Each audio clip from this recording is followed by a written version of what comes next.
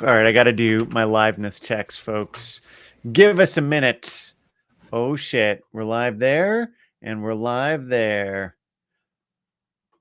Watch now. Right about now. All right, folks. We are live. Welcome to Heroes Die Show episode. What episode is it? 60. 60 fucking episodes of this show. That's a lot. It's buddy. impressive. That's like these are like X-Files numbers. All right. We're running up the clock here. And yeah, welcome to Liveness with Heroes Die Show. You're at so we like to start our episodes. We like to warm it up, get everything flowing into the right place, get the mood set before we hop right in. And so with that, we're going to do some pre-show banter. And I think today we have a very special pre-show banter because all of you in between the last episode and this episode leveled up your characters. Is that right? Correct. From 11 to 12. There we go. So we got that going for you. Folks, we know it's a little bit of a dark time out there right now. We're planning to make it a little bit worse by horrifying these players, but hopefully at the same time provide you a nice escape from some of what's going on out there. Don't forget, get involved with your local mutual aid societies, figure out how you can help each other in these tough times, and play some D&D. It's nice.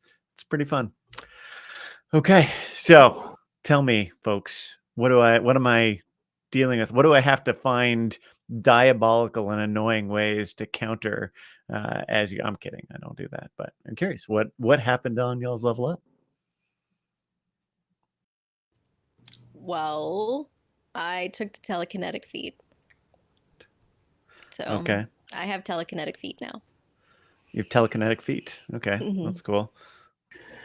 Most Both people have telekinetic minds. One of them. I think just both, one but foot. I haven't used it yet, so we'll see. Yeah. I'm always curious, like how people find their way into the lore around the feats. So what are you thinking for your story? Like, where does this telekinetic power come from for you? Yeah, I was actually definitely thinking about that when I was going through all the feats last night. Because I don't procrastinate. What are you talking about? That wasn't last night. No, it was. And I was thinking that maybe it had something to do with Chalea. I didn't know how that could fit in, but I feel like it's thematically on brand with Chalea being kind of like in my head, and also like a bit of a magic lady. So yeah, I was gonna chat with you about that, but we could just do it live. So yeah, let's do it. I say go for it. I say go for it. You keep seeing her as like a spectral ghost somewhere, and you're like, can you pass me that? It's like, in here. It's actually a really good idea. I would Yeah. 100%. You could imagine her going and doing that stuff. She's I would love to make that a thing. Like, she begins manifesting more, and then as you use the feat more, she can start to become more and more real. Ooh, and sometimes the ghost can be Kit.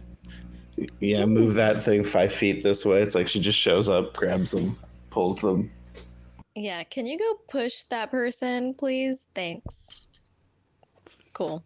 Yeah, awesome.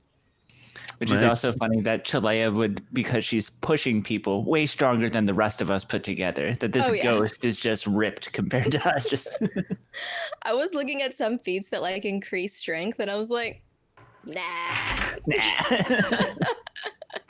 We don't need it. We're good. We've made it this far without being strong. Why change it up? I almost took toughness as a feat, but then I'm like, it doesn't fit. Like, he's a frail old man. So what did you do? I just took 2 attribute points. I boosted up my constitution and wisdom, so now they're both +3. Nice. Yeah, yes. You won't be getting kissed anymore by Calamity. Sorry. Now that you have more con. That's fine. Calamity thinks so. What about you, Josh? I selected Resilient Con. So I also worked on my con, but so I get to add my proficiency bonus to Constitution saving throws, so hopefully help with concentration. And in lore, I feel like it's sort of related to the fact that Zagran almost drowned, so he's praying for let me be a little hardier and not die to not holding my breath. And then also concentration checks that he's now more focused than ever, so he can concentrate on his spells better than ever. And then I also got the invocation life drinker, so I get to add 5 necrotic damage to every melee hit with Liram Nor. So nice. That'll be nice. Do you get it? Do you get the health? No, and that's one of the changes. Like, it's one of the ones that was changed a lot with the new version, but going with the old version I think is a little bit better. I don't get the health, but it packs more of a punch. I like it now that my roll for damage is now 1d8 plus 11, so like the plus is better than the die roll is always a good thing. Yeah, nice. That's cool. I also found out about sidekicks, like the sidekick tree and the whole how to make sidekicks and what constitutes a sidekick. And apparently you can play as a sidekick. Yeah, some neat stuff there. We did so with Calamity. We're using the retainer rule out of that MCDM book, the Flea Mortals book, which is right there. There we go. That Flea Mortals book. It's a lot of fun. I think they have a good way of doing it where, they basically, similar to the sidekicks, they kind of level with you, but they're very simple. I don't know. What do you think, Paula? Now that you've been playing retainer for a while, or using a retainer, how is she, like, mechanically? Yeah, I mean, it's pretty easy to do when I remember to do it. And if I were to actually like study her character sheet a little more, it'd be better. But I think I'll get better at it. But it's not hard. It's like, and it's pretty fun to be able to. Certainly easier than if you had a whole nother full character sheet to go through. For sure. It's very simplified, which is good for me. So. Yeah, I like them. I'm using them now in 2 different games, and I find them really helpful. So big fan of Henchmen. I looked at the sidekick rules originally. I looked at the updated sidekick rules in Tasha's, and I thought it was good. It got confusing, and then when I was also confused by retainers originally. But Josh, you really pushed me over the edge to check them out in that module that we did together. And after that I was like, oh wait, these are actually really, and they're really easy to make. Once you look at them, you can just, because Calamity is custom, right, as a retainer goes, and it's been really, really fun and easy. So all right, well, anything else we want to talk about before we hop into this ish? I'm ready to go. I've been updating my prep system again. So I got to start doing prep streams again, because I'm doing it a new old way or an old new way. It doesn't matter. I've shifted things around, and I'm back to putting everything in my version control tool and going from there. And I really like it. I'm using a little bit less Notion, but I did my full scene templates again today, which I haven't done in a while. And I'm excited to see how it plays out. So we're gonna see what we get out of all this. And all right, with that, if you're ready, why don't we hop right into the show? Good. Paul, you ready? I'm actually not ready. I'm getting my dice out right now, but that's embarrassing. That's embarrassing. It is. Too bad, because you're going. Mike, you ready? Yes. Good, because you're going. Josh, you ready? Ready. Because we're fucking going. All right, let's do this. Hey, folks. Hello. Welcome back to yet another episode of Heroes Die Show. In fact, you're here at the historic episode 60, which is cool because not only is it a milestone in terms of it's a cool round number, but also I think it's the episode where we get to the end of the dungeon and maybe we figure out what's going to happen with this beacon. So I think it's going to be pretty fucking epic. So pay attention. Pay attention. And yeah, hit us up in the chat. There are buttons, press the buttons as appropriate. Do your part. We want to say some thank yous before we get too far. I want to say, first off, thank you for everybody that's decided to join us and watch today. Really appreciate having you here. It's fun to do, and it's fun to be able to share it with people. Like we do this no matter what. Like if we stop streaming or the internet stopped working, I would still find a way to connect with these people and play Dungeons and Dragons. But it's cool that we get to do it together and share it with any of you who care to watch. On top of that, I want to say thank you to you, cast and crew, who make this what it is, right? Like create this story by playing, and that's pretty darn cool.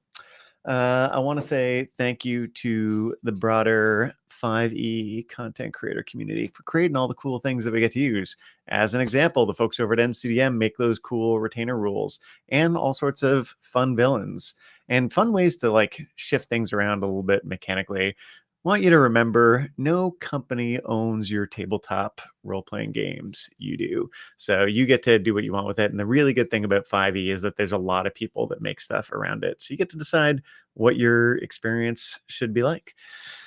Are there more thank yous? Oh, we want to say thank you to the folks at Tabletop Audio, not just so that we don't get sued, but also because their shit's really good. This shit's really good, and use it. It's fun. Make great music. We're going to use that music today. All right. I'm sure there's more, but we're going to ignore it and go, and you're going to hear from our cast and see who's who. So cast, I'm going to go ahead and let y'all introduce yourselves. We're going to do Josh, Mike, Paula in that order. And let's hear a little bit about you, a little bit about your characters, and one thing that you're excited about for today, please. Hello, I am Josh and I'm playing Zagrin. And one thing I'm excited about is hopefully getting this beacon, both in character and out of character. This has been for 59 at this point episodes working towards this moment. And I'm excited to see what happens when I do it, right? The dog that catches the car. What do I do? So I'm excited to see what happens. And I want to tell you all about, speaking of no company owning your tabletop experience, we contribute to that as well. So Heroes Die LLC doesn't own your tabletop, but can be a part of it by going to patreon.com/Heroes Die Show. And we make all sorts of modules, 5e and otherwise, that you can use at your table. So go to patreon.com/Heroes Die Show and see what kind of stuff brings some of the excitement from our table to your table. Oh, nice. My gosh. We need a that horn sound, like ba ba ba ba ba. I need that on a soundboard so I can play it, because that would have been Or Josh needs to get an actual one behind him. Yeah. Let's can go get a full Vuvuzela morning in no time, right? morning drive time radio show, just like you're here with Zagrin and the crew. Yes, thank you. I'd listen to that for sure. I think they sell them at some hardware stores, those little aerosol horns. A good way to get your neighbors to hate you. Yeah, and to go deaf. Hi, I'm Mike, and I'll be playing Osmundari Figmentarius. Little wizard dude. I'm very excited about, getting the hell out of the dungeon. That would be so great to see the sun again and to breathe some fresh air. He's been down here for 5,000 years. Other than that, have you ever wanted to represent your favorite D&D group somehow? Take it to school, show people around you in the physical world that, you're what your brand is. Well, I got some news for you. You can do that with us and go down to Big Cartel. and actually pick up some physical merch like this handy dandy coffee mug. You know, when you're going to school and you're drinking coffee out of a mug through the hallway, that's the best thing to use. It ups your charisma.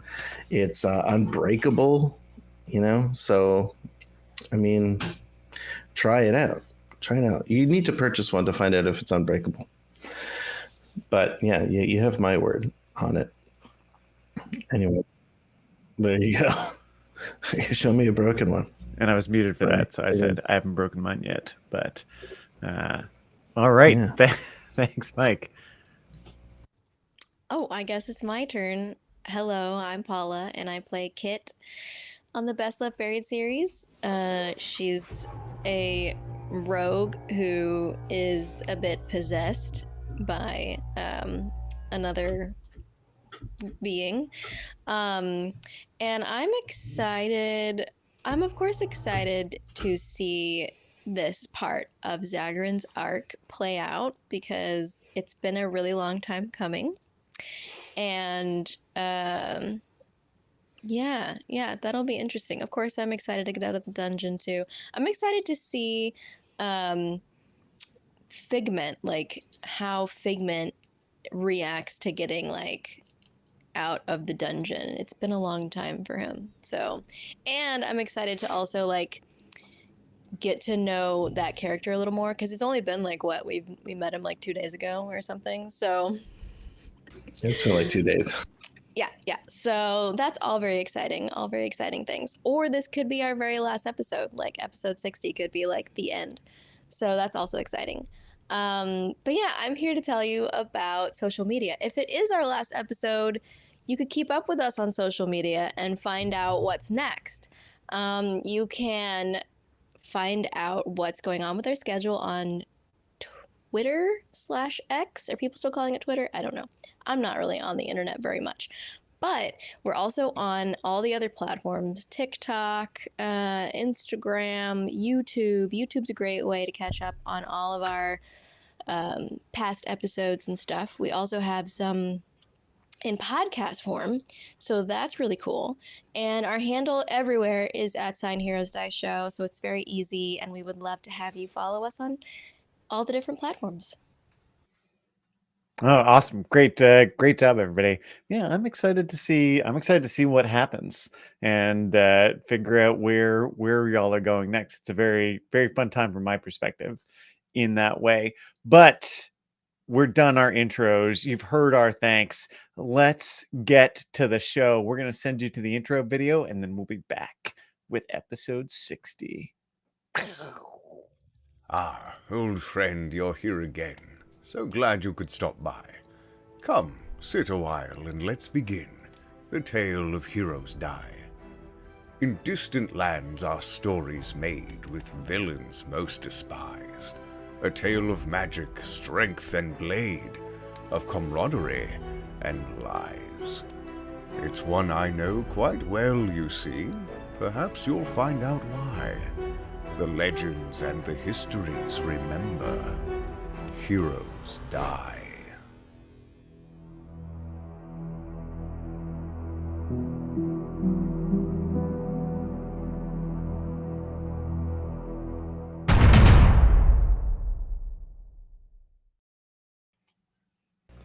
That's pretty old, Mike. That's pretty old.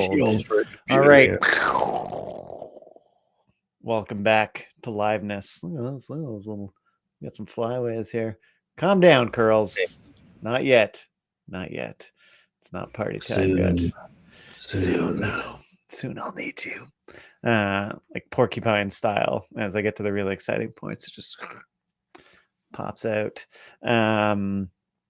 All right, folks, welcome back to episode 60. So in our last episode, our heroes now are deep underneath the lost city of Aor. This city, once the pinnacle of magical achievement, a floating city that was somehow destroyed in a cataclysm, crashed into the earth and has been buried deep under the ice.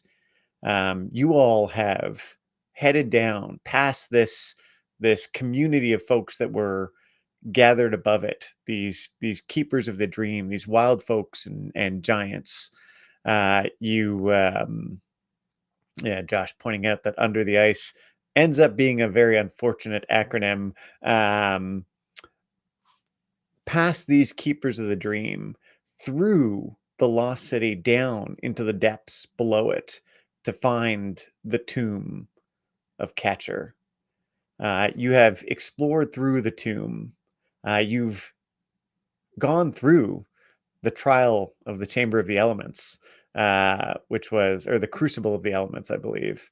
Crucible of the Elemental Realms. Now that I get that right. Great episode and great trial. Oh, thank you. Very, very fun. Glad you enjoyed it. It was a nice tricksy one. And finally, you've made it to this room far below. And in this room, you have, let me just get a sense of what this is, right? There's a layer of dust on the ground to the point that your footsteps are somewhat, you can feel the grit as you move. There is a smell of rot, sustained rot, which doesn't seem super shocking because what you can see in this room, there are a number of tombs, 5, in fact. One right across the way, there's this bier. I looked up the word bier, B-I-E-R, which is like a big stone slab on which you would lay a body. There's this bier there, but with no body in it. There's a sarcophagus behind it, kind of opposite the room as you walk in, or opposite the door as you walk in. And in each corner, there is a sarcophagus. The air itself is fairly still, but there are little motes of dust that you can see floating through the air. There's a glow in the room from multiple sources of magical light. And there's this spectral guardian there standing in front of you who challenges you. They are covered in armor, this very fancy looking armor that you remember seeing from above. And they're standing there and they're challenging you in some way, but you can't understand their language. And so we hop right back into the scene with that. We know it's a challenge. Well, you get the sense from body language that it's some kind of challenge. Okay. How about that? He's like, "You talking to me?" We're like, I'm sorry, we don't. I don't know. Okay. So far, it's just him active, right? The other sarcophagi guys aren't getting up. The other sarcophagi, take inspiration for that. You deserve it. That was amazing. And yes, no one else is getting up yet. That's like a good band name, the Sarcophagi. It really is. Yeah. Zagrin looks to the spectral figure and kind of like flicks Liam Nor, not over to the side and holding it above his head, and just, if we need to, I suppose we could solve it this way. Just sort of see if there's any reaction to brandishing the weapon. Let's not be too hasty there, Lord Zagrin. Sorry, I was busy making a joke about Grateful Dead tribute band names. The sarcophagi, come on. Thank you. So as you pull out your weapon, the figure repeats what they said, or repeats something, or says something else. Sounds similar to what they said before. As they do so, you see this light from their chest shine out, and the other 4 sarcophagi each have one of these beams of light touch it. Are they also Ethereal? The sarcophagi are all physical, right? But the light is coming from that ethereal figure and touching the other 4 sarcophagi. All right. That doesn't look good. No, it doesn't.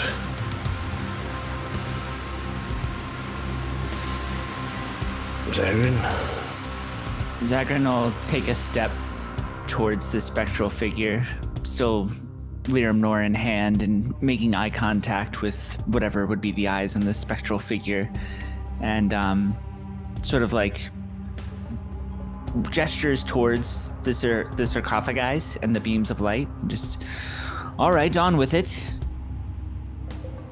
All right, so the armored figure, which its face is covered with whatever helmet it's wearing, the armored figure puts its hands down on the beer and leans forward and speaks to you again. This time saying something different. It does some hand gestures. Including this really clearly, and then it knocks its hand against the beer, but there's absolutely no sound as it does so. When the figure holds its hand out, Zagrin will comply and sort of stop in his tracks as he was like approaching, and kind of looks. I want to try to look. Is there anything, carvings, art, anything on the beer, or is it just a flat slab of rock? Roll me a perception check.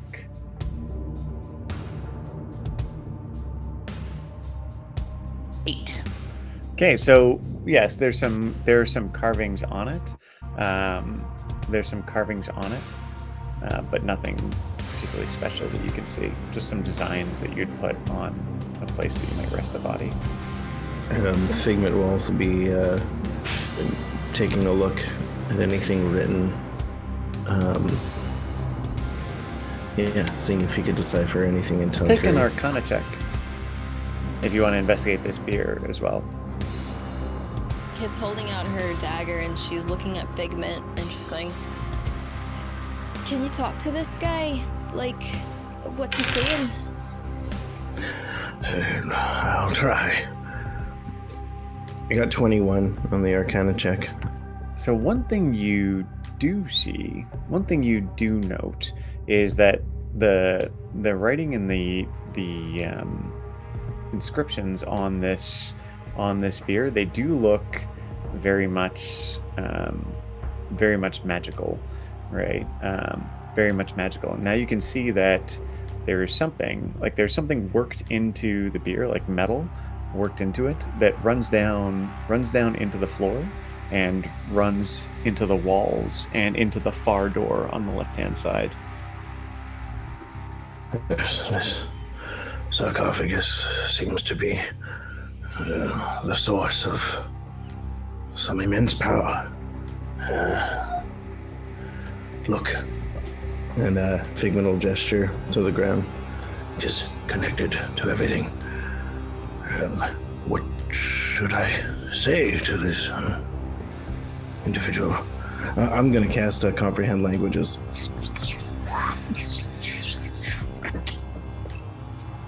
Yeah, so you begin casting a spell. As you do so, the figure, you can tell the figure's looking at Figment as he does this, and there is a grinding noise in the room as Figment begins casting the spell, as it sounds like stone grinding on stone, like the opening of a sarcophagus. And as you look around, the sarcophagi that you can see are somewhat open, and you can see these desiccated hands coming from the inside. Right. I get it off the spell. Yep, absolutely. It doesn't stop you. We mean only to pass. Who are you? As you're casting the spell, the figure the figure is like looking at you, and your words almost start to, like, the words as you say them start to take on like a physical presence, right? And the figure reaches out, and the words and symbols that you draw as you're casting the spell flow over to it, and it grabs them in its hand, and it looks out, and it goes, "Do you understand me now?" I think so, yes. You require magic. Is that it? The dreamer wakes. I require maintenance. The wards must be restored. Where are the guardians?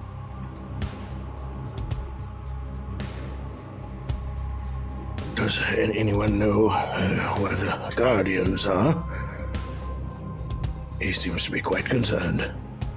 Suppose it could have been one of those golems that we smashed earlier, or any number of the different protections that we've bypassed. If there was anything in our way, I believe that for the most part it's been exterminated, so you can let him know that it's been taken care of. The figure looks at you as you're speaking, Zagran, and as it spoke, its language was clear to all of you, by the way. Its language was clear to all of you. Goes, the wards must be restored. The dreamer, the sleeper is waking. Well, it Wait, seems that he all might those- have something that I require, and whether he's awake or asleep is of no concern to me. The wards, those things that we just like destroyed and deactivated. Shh, quiet. Back. There's more grinding sound as the lids of the sarcophagi fall forward, and out step these figures. Now, these very physical figures of what looks like long dead warriors. 4 of them step out, one in each corner of the room.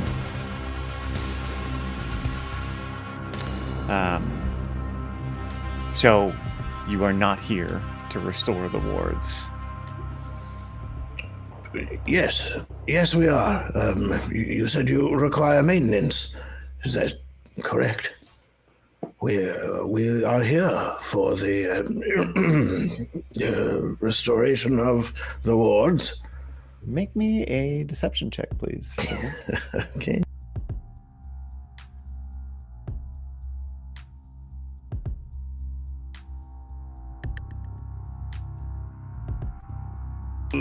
Okay, I'm gonna use my inspiration. Because I don't do a lot of deceiving, folks. Oh, nat 20, baby! Yeah! A 20 and a 3. Hold on. I love how y'all have picked the worst people to do everything as you're going through this. Yeah, so it's 21. Okay. It looks at you as you say this.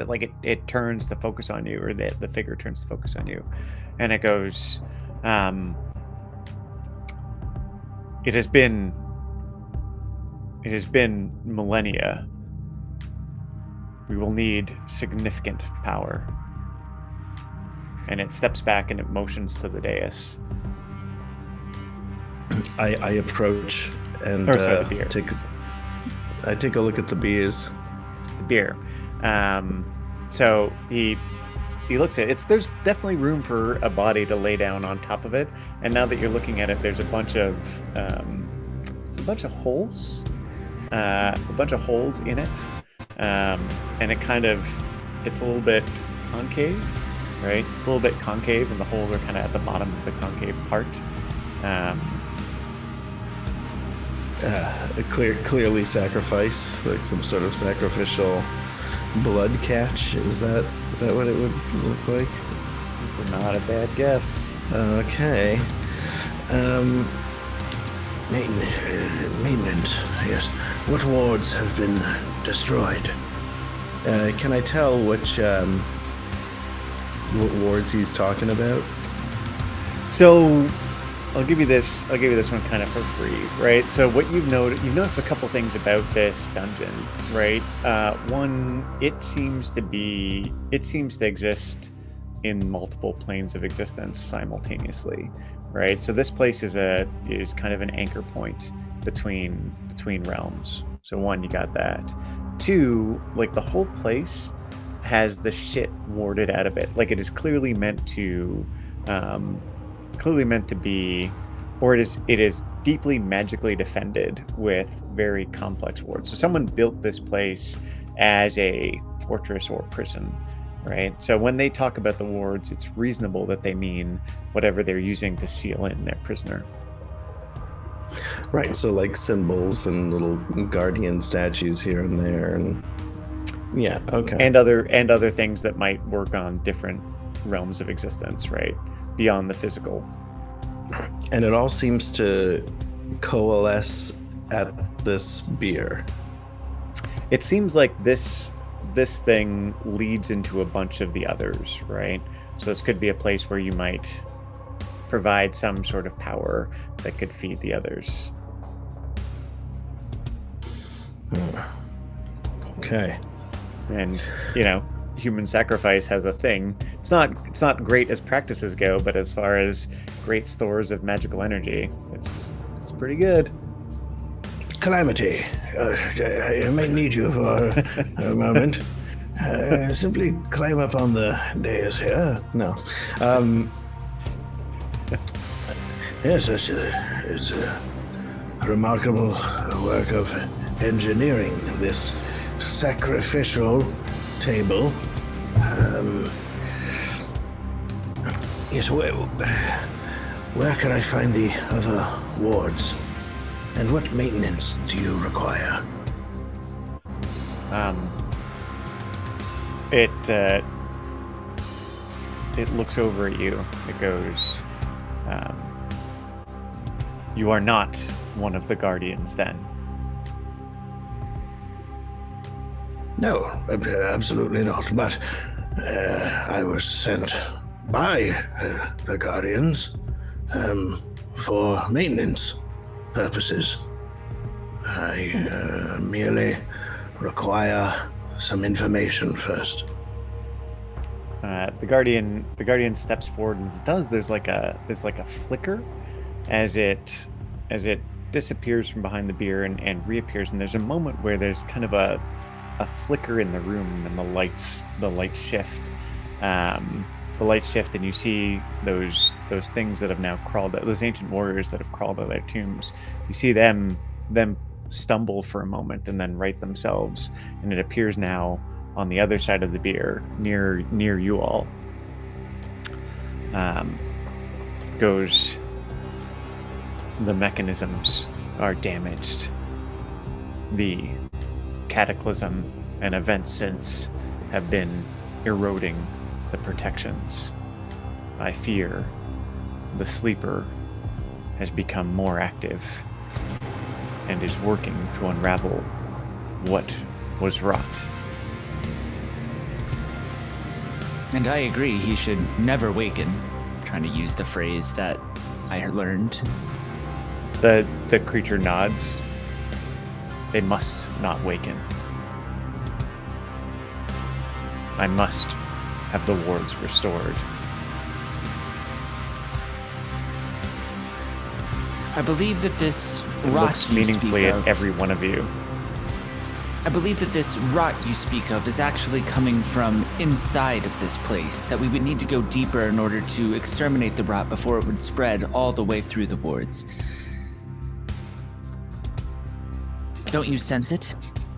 Make me, I don't know, or I assume you're lying, so make me a deception check. Oh yeah, definitely lying. I mean, I could just be right, but as far as Zagrin is concerned, he is lying. That is a 15. Ooh. Okay.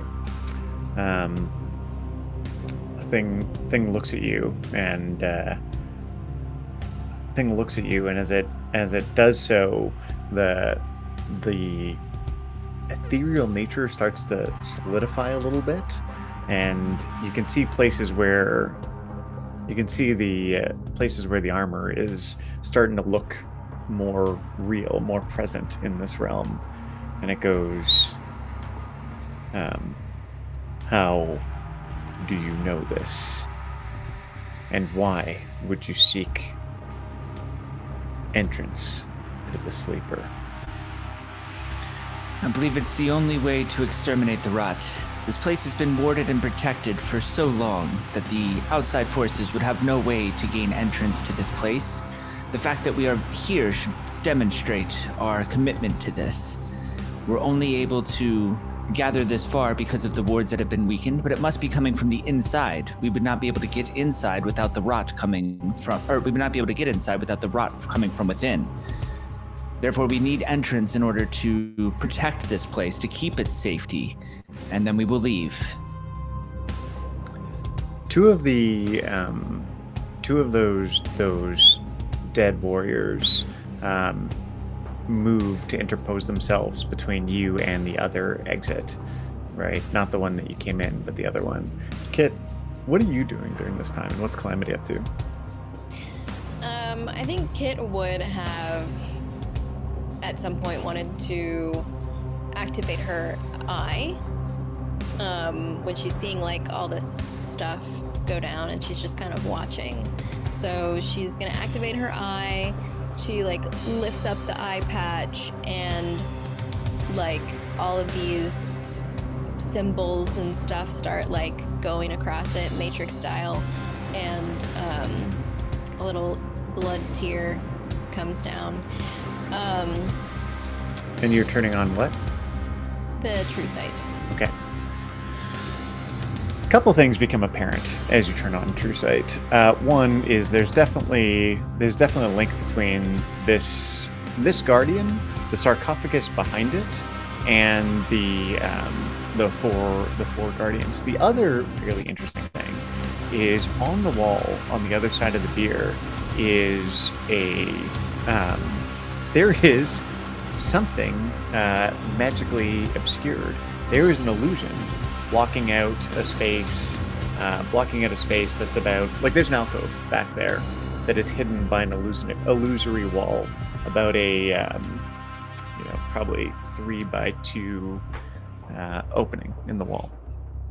And I can't tell what's behind. You can tell that there is an illusory field in front of it, but you can't see through it.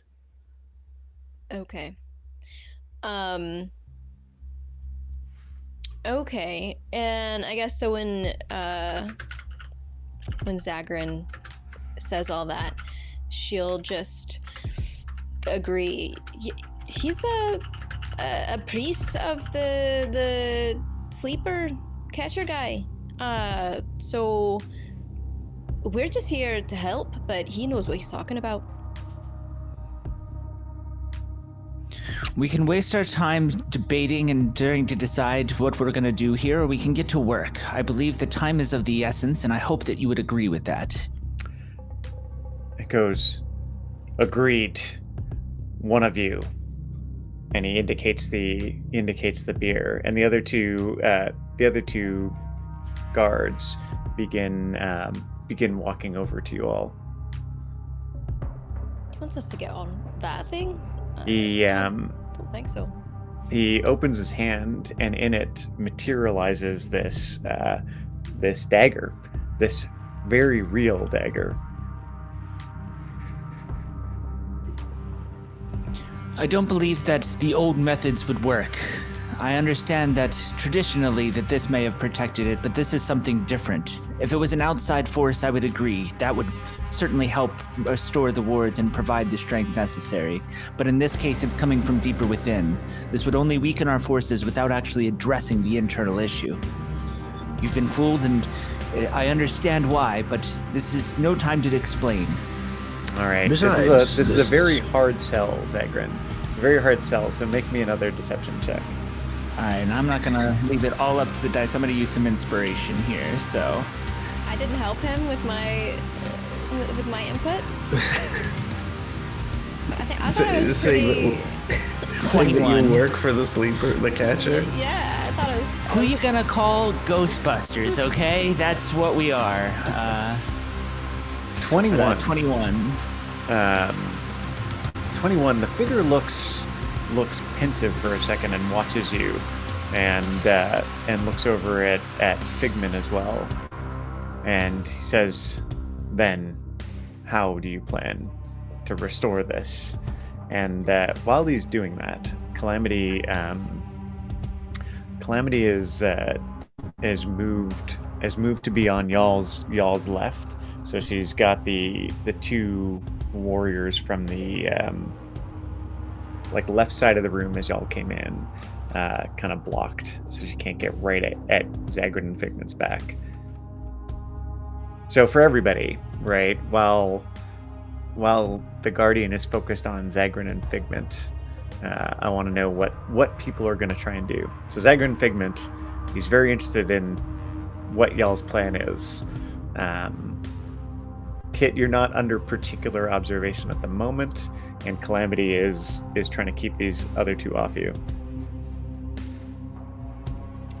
I think Kit would just try to. I don't see on the map where we are necessarily, but she would. Oh, there we are.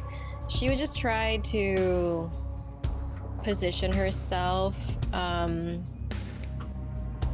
strategically, kind of so that we're all kind of equally spread out, I guess, not like clustered in one spot. And yeah, she would just ready an attack with her dagger, and she's keeping an eye on the that illusion on the wall. And if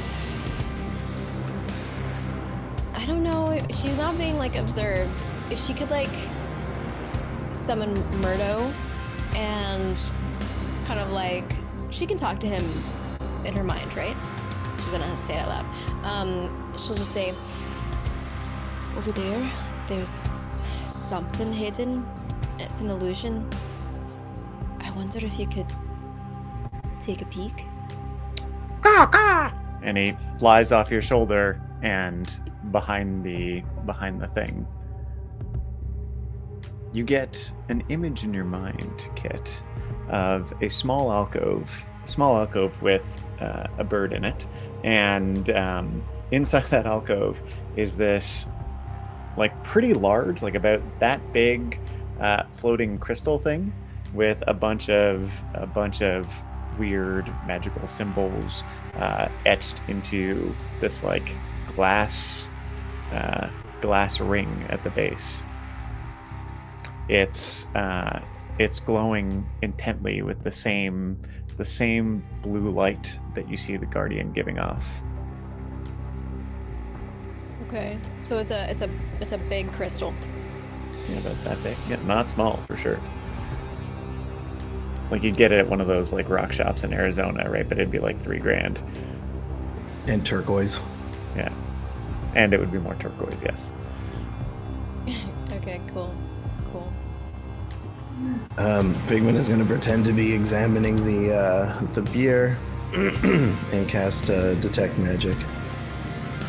Yeah, there's lots and lots of magic in here, including the said aforementioned illusory field. Field. So he notices it now. Yeah, and you saw Murdo fly into it. Right. How far away is that from me? 10 feet. It's just the other side of the room.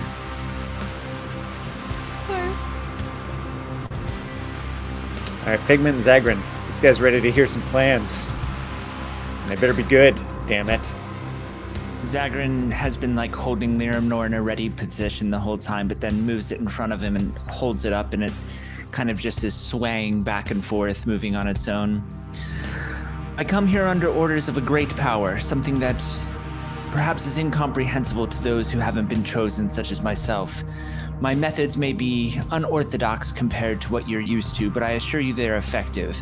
And this internal threat, something you've never seen before, requires a solution that you probably have never seen before. I am that solution. I could explain it to you, and it would take days, weeks, months, perhaps but my entire lifetime before you could truly comprehend what it is that I'm about to do. However, I assure you that in the time it would take me to explain, any effort would be completely defeated by simply time. We don't have the luxury of being able to discuss what it is I'm going to do. We can either decide, do we want to fix the wards, or do we want to all let the dreamer awaken? It looks at you, Figment. And you? Yes, but quite. This is why we are here, and my cohort here is fully capable of restoring wands and Don't mind him. He's my emotional support wizard. He's just here to keep me calm. yes. And Figment's like following the line of magic that's going to the opposite door, and he's looking around, and he's kind of nervous, obviously. All right. Okay. Cool. So in that case, the thing goes very well. I accept that you must be able to pass through, but I will have the wards restored as I can now. As you said, time is of the essence. Which of you will serve in that regard? There will be no more delays. As he says that, I'm gonna reach out with my mind to Chalea and just be like, Chalea, I need your help right now. And I'm gonna see if I can summon her. I'm casting Mage Hand. Okay. Yeah, absolutely. Okay. I'm gonna direct her to go over to the alcove. And I'm gonna say, not quite yet, but on my word, there's a crystal behind there. I might ask you to try and get it for me, if you think you can.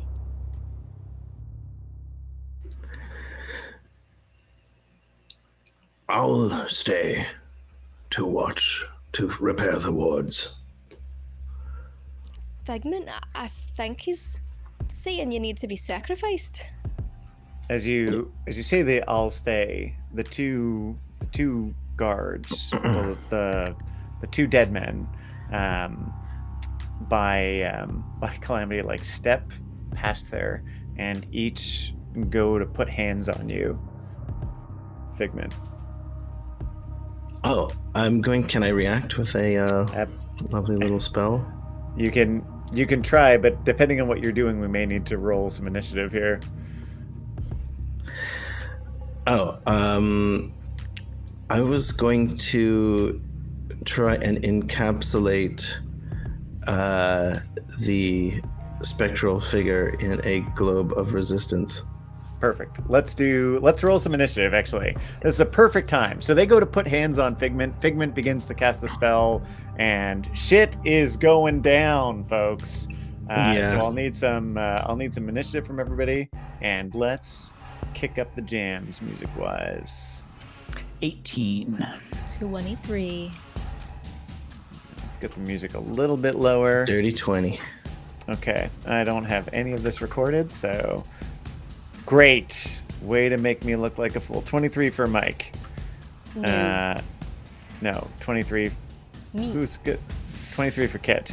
Yeah. Josh? 18. Mike? 20.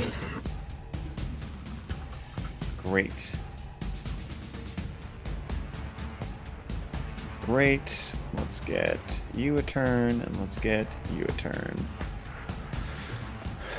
All right. Kit, you're up.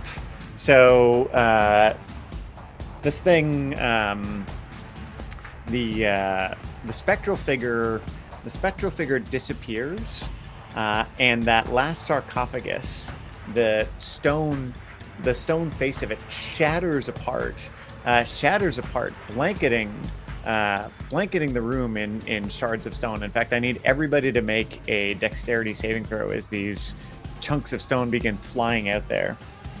Wait, what shattered? The sarcophagus behind the beer. Okay. Lucky number 7.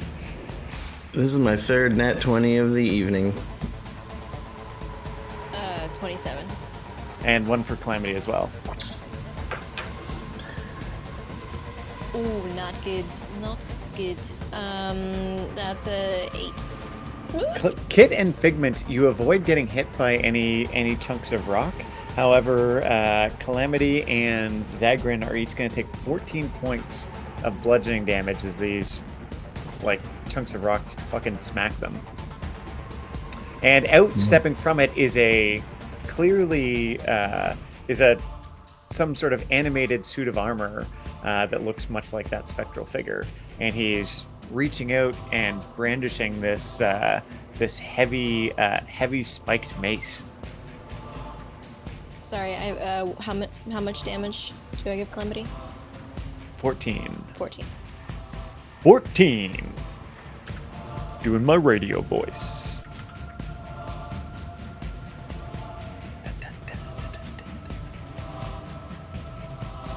All right, well, you're up. Me. What's Kit gonna do? No, is it you first? Yeah, it's you first. Yes, it is.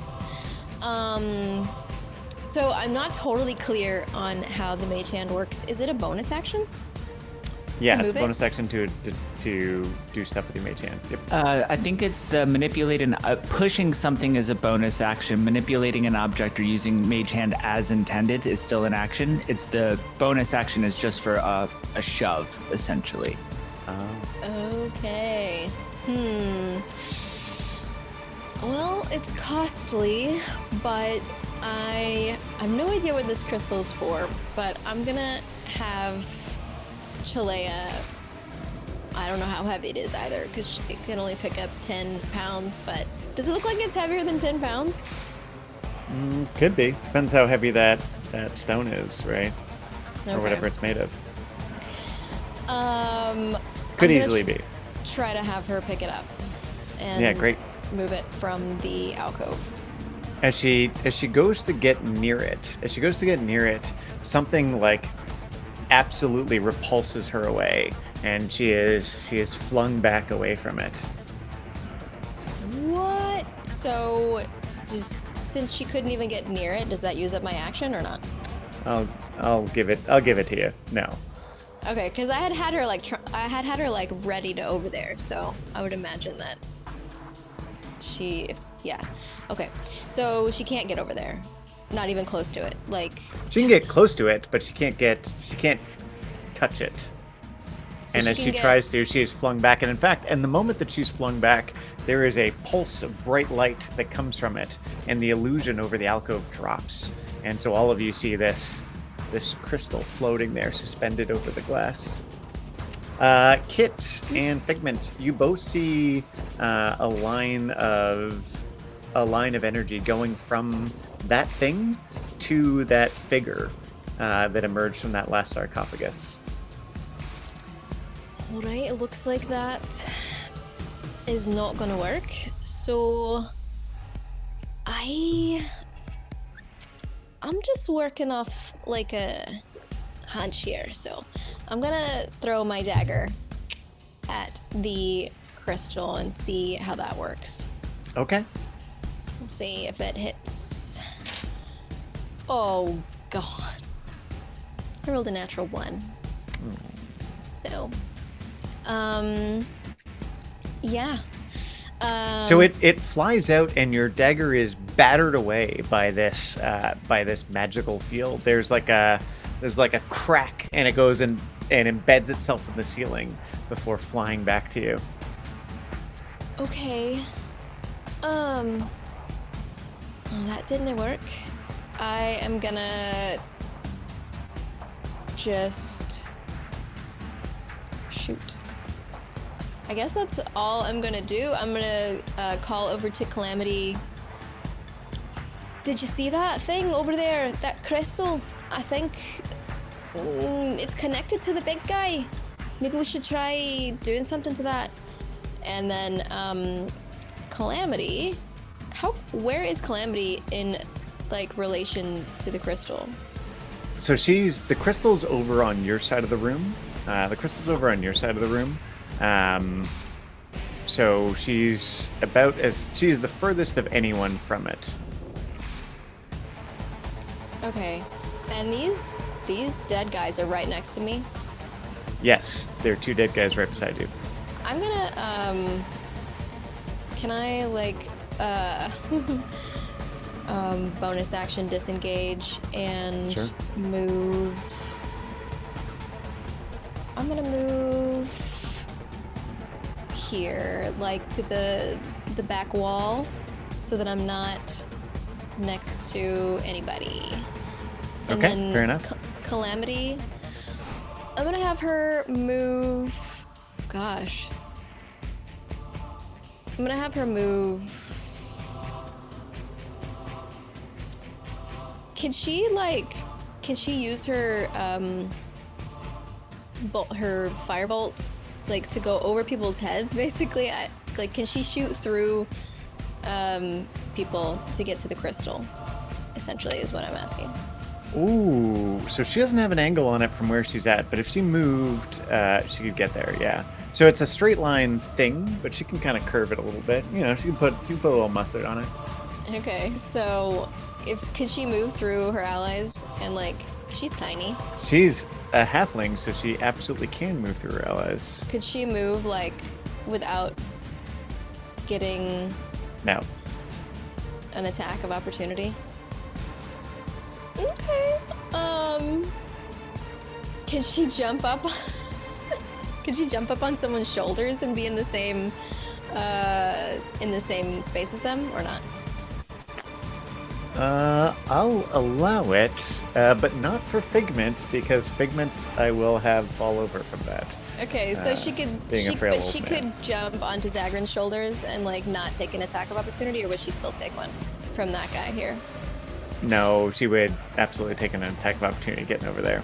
All right, she'll do it anyway, and she'll try to make her way over and jump up on Zagran's shoulders. All right. The thing reaches out. And tries to grab her as she moves away. And as its hand gets near to Calamity, there is like this. She feels this pull as this coldness radiates out, and you can see something like pulling out of Calamity and going into this creature's hand as she stumbles. She takes 3 necrotic damage, and I need her to make a con save. Okay, con save is 19. Okay, yeah. So she just takes 3 necrotic damage. 3 Doesn't feel great. necrotic. Okay, and so she's gonna jump up or climb up on Zagran's shoulders and try to shoot a firebolt at the crystal, which is now great. exposed. Great. Firebolt. That is, what is that? I didn't even see it. A 19? A 19. The energy goes, or the firebolt goes up towards the crystal and then dissipates as it gets close. It was unable to hit.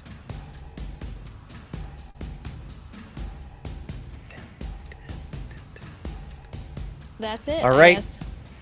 Figment, you're up. And I'm surrounded. You are surrounded. Yep. You're surrounded. You've got this big guy. These other 2 are reaching out to grab you. the two are reaching out to grab you. There's a bunch of stuff going on with this crystal. It's a whole thing. So, I will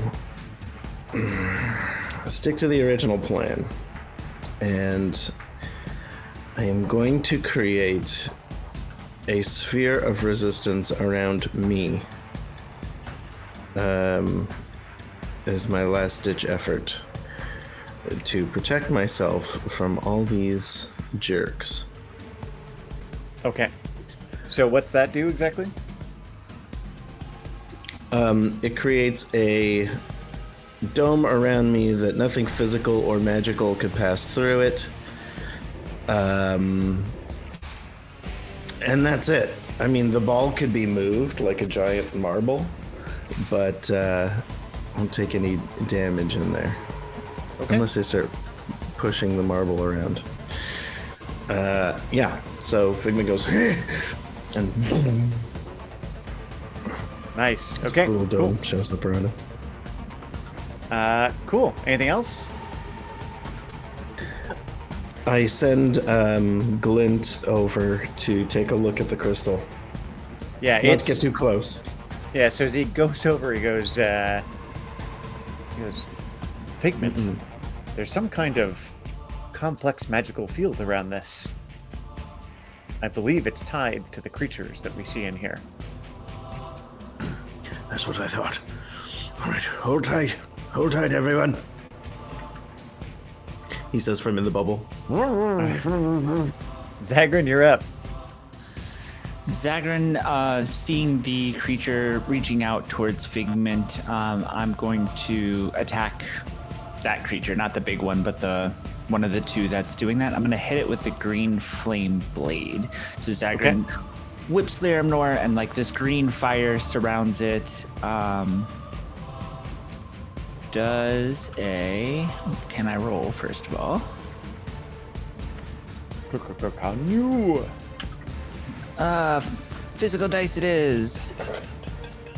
Oh, darn you, physical dice. Does a 13 hit?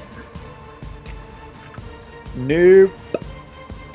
Alrighty, and then for my bonus action, I will follow it up with a regular attack. So the green flame just whiffs, but then comes back the other direction. Ooh, does a 27 hit? Yeah, yes, it does. Yes, it All right, does. good. At least there's a chance, guys. There's a chance. Yes. For 15 bludgeoning damage. Nice. Yeah, you hit it solidly. All right, anything else? That's it. All right. Okay. So the Guardians begin stepping forward. One goes after you, Kit. The one goes after you, and it swings out with its sword twice. A 7 and a 19 to hit. 19 is my armor class. You take a solid cut as it rakes across your torso. Zagrin, there are two attacks coming your way. One with a heavy two-handed sword blow that misses, and then it reaches out and it tries to do that same thing, and you can feel this wave of cold. Does an 18 hit for Zagrin? It does. I need you take 8 necrotic damage. I need you to make a Constitution saving throw, and you can feel yourself getting weaker as it does this. How much damage did I take? 10. 10. 10. 11. All right. Two of them make attacks, Figment, on you. So two attacks land against your field, so that the other two just are absolutely battering away at it, and it doesn't seem to work. You got an 11 for your save. Yes. Okay, your maximum health is temporarily reduced by 8 hit points. Got it. God, I hate that Okay. so much. It just hurts extra, you know? Yeah. But when you're nowhere near your maximum hit points, what's the difference, right? That Very true. that creature, the Guardian, right now that figure, that now physical figure that has stepped out of the tomb, its eyes begin to glow, and it starts to radiate energy, and there is this explosion that emanates from it. And as it emanates, you do notice, Kit, Can I counterspell? You cannot. It's not casting a spell. It's just kind of Oh. exploding. But you do notice as that's happening that the light in the crystal begins to flicker. And there's a huge fucking explosion that you're all in. So I need everybody to make a dex save. Nat 1 for a 3. Nice. No. 25 for Kit and oh god. 6 for Calamity. Great. Do I need to you make don't a- have to a make dex? it? No. All right, cool. So for those that failed your save, you're going to take 35 fire damage and 35 necrotic damage. Calamity's For the one of you that passed it, you I think don't take any damage because you're a sneaky rogue. Zagrin, you're down too, right? Yes, and the question is, so it's 70 damage total? Cool, because my maximum hit points is now 73, so it's not that it did my damage worth of close, but yeah, I'm definitely down. So there's this explosion. Zagrin and Calamity are knocked down and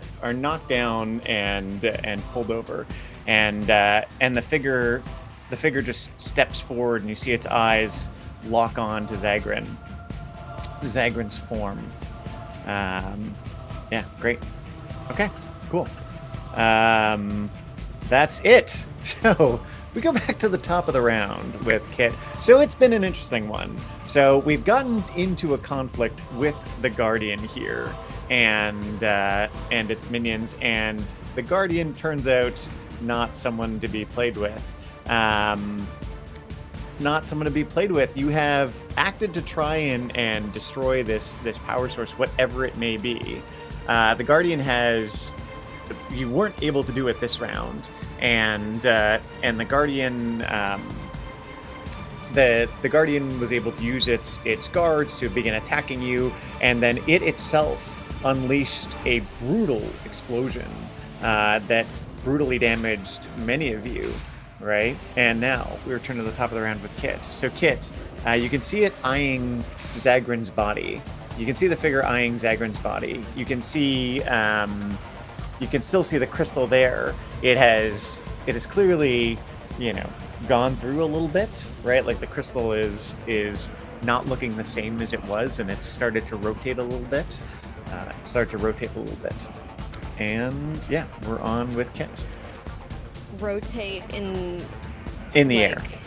like it's revolved like this, like in a Yeah, but okay. like a wobbly axis, not a stable Okay. rotation. Oh man. So after this guy exploded, what does he look like? He's still fine. Yeah, there was an explosion that came out of him. Oh, so he's fine. Man, I have something I want to try, but I don't know if it'll work. Damage this guy as much as possible. We gotta kill. It seems like it's coming from him, right? No, again, the explosion came from him, but it looks like the crystal is linked to this guy as opposed to the other way around. Okay, I'm gonna try this. I mean, she looks over. Calamity had been on Zagrin's shoulders, right? And they just both like Yeah, crumpled to the ground. they both totally ate it. No. All right, I'm gonna. Shit, I don't know if this is gonna work. Okay, so the spell knock.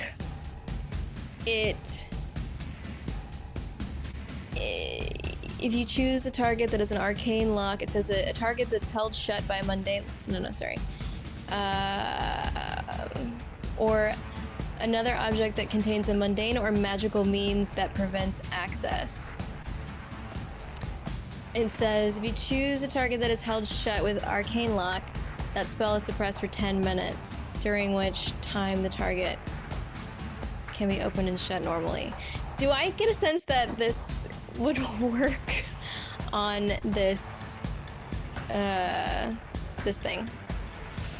You want to try using the spell knock on the crystal in order to like destroy whatever the barrier is around it. Is that what you're thinking?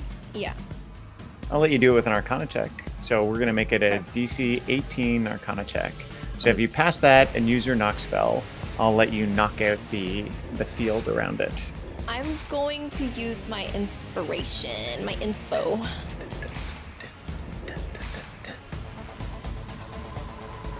I rolled 2 4s, so that's a 7. It's not enough. So.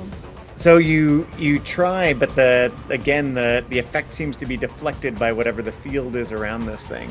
There is clearly a magical means of interfacing with this thing, right? But you are not possessed of the appropriate magical discipline to handle it. Possessed by everything else, but not the magical discipline. The Not one the that you're magical- not possessed by. Yeah. Anything else? Anything else for Kit? So that's my action, right?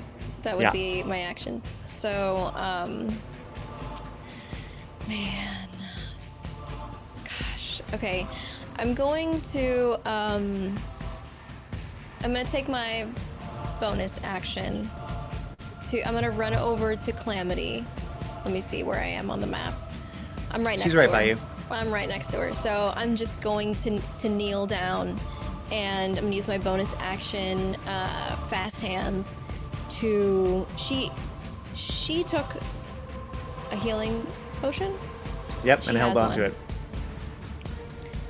Question though, like she's just at 0, right? She's not like at negative whatever. Right. Okay. So I'm going to use my bonus action, fast hands, to administer the healing potion to Zagrin. You took it off Calamity and gave it to Zagrin? God, I feel terrible. Yeah, she's just gonna like, her hand is shaking and she's like looking at the healing potion, and she's looking at Zagrin, and she's looking at Calamity. I'm so sorry, Calamity. And she's gonna give the healing potion to Zagrin, and yeah, that's her turn. Nice. Make me a death saving throw for Calamity, please. And quickly put her on the dais. If you're gonna die, you might as well be useful. That's a 16. 16. Okay, great. So that's one pass for Calamity. Speaking of which, now Figment, you are up. Okay, so earlier you said that the crystal, Glint told me that the crystal is linked to this this knight. Can I tell what is feeding what? You get a sense that it's feeding him, right? Or moreover, that he is a projection of it. Okay, I'm just going to attempt to dispel whatever's going on around the crystal. I'm going to send it. I'm going to send it through Glint. All right, I'll take an as it Arcana can- check from you as well to try and suppress this thing. Man, this dice has been doing great. Okay, 16 plus 9. 25. 25. There is, as you cast the spell through Glint, there's this moment where you can see this struggle between the field and your spell, and the figure that was starting to reach out, and Zagrin's body had begun to levitate a little bit and move towards the thing. It turns towards you. It turns towards you, and it grabs its mace and it starts swinging it down. As it does so, it collapses on the floor, into a heap, and Take that, you the crystal bastard. the crystal falls in the little alcove.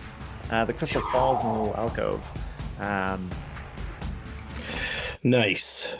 And the crystal falls in the little alcove, and you have a moment. You have a moment of peace as all the guardians seem to just collapse in place. I am immediately gonna like pick up Calamity's body. Like I'm not like picking it up, but I'm like kneeling on the ground and like trying to wake her up, basically. Okay. Does anyone have any like healing potions or healing ability left? Yeah. Figment comes. The bubble pops. Is she all right?